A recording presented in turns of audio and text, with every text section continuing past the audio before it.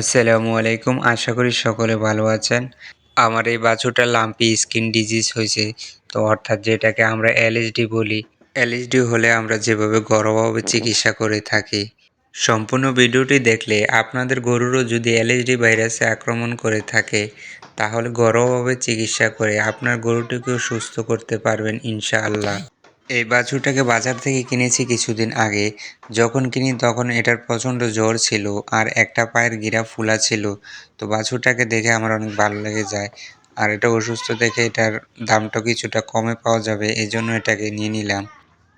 এটা পায়ের ফোলাটা দেখে ব্যাপারীকে জিজ্ঞাসা করেছিলাম এটা কোনো সমস্যা কিনা। ও বলতেছিল যে অনেক গরুর সাথে আসছে তো এজন্য এটা নাকি ব্যথা পাইছে। বাড়িতে আনার পর থেকে দেখতেছি এটা কোনো কিছু খাচ্ছে না।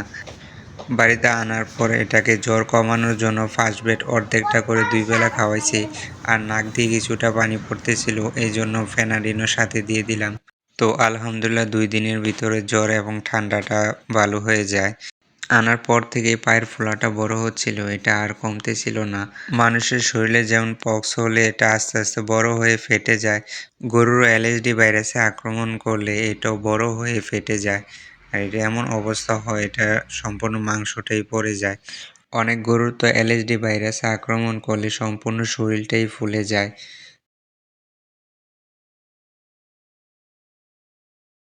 কোনো গরুর যদি এলএসডি ভাইরাস হয়, তাহলে সেই গরুটাকে ভালোভাবে যত্ন এবং চিকিৎসা করতে পারলে তাহলে সেই গরুটি মারা যাবে না ইনশাল্লাহ।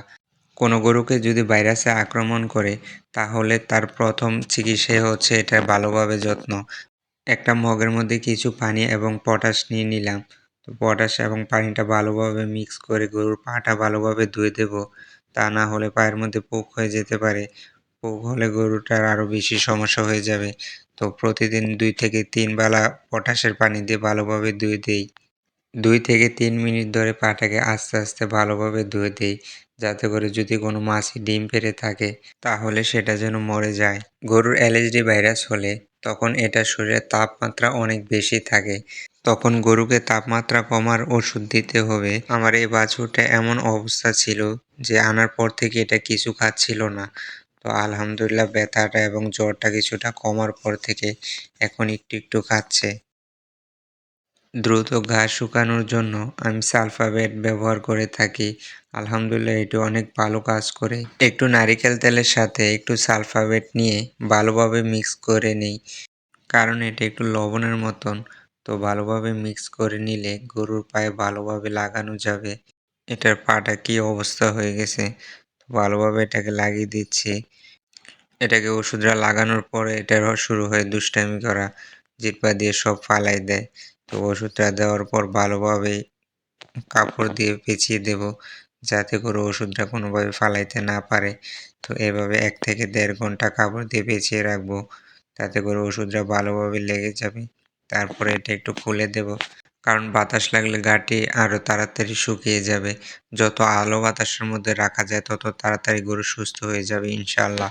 গরুকে যে কোনো ভাইরাসে আক্রমণ করলে প্রথমে তাকে শুকনো জায়গায় রাখার চেষ্টা করবেন এবং আলো বাতাস আছে এমন জায়গায় রাখবেন। খেয়াল রাখতে হবে যাতে করে গরুকে মশা এবং মাছি কামড়াতে না পারে, এতে করে পাশের অন্য গরু অসুস্থ হয়ে যেতে পারে। তাই সবসময় মশা মাছি থেকে দূরে রাখবেন। এলএসডি ভাইরাসে আক্রমণ করলে গরু যদি খাবার বন্ধ করে দেয়, তাহলে ভেটেরিনারি ডাক্তারের পরামর্শ নিতে হবে। ভিডিওটি যদি আপনাদের একটু উপকারে এসে থাকে, তাহলে দয়া করে চ্যানেলটি সাবস্ক্রাইব করে দিবেন এবং ফেসবুক পেজ থেকে দেখে থাকলে পেজটিকে ফলো দিয়ে রাখবেন।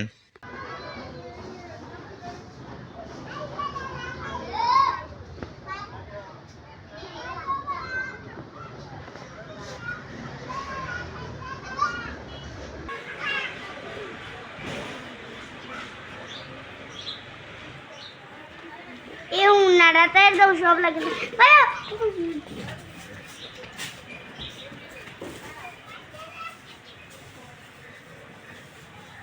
সাইরা দি দিলা দাদি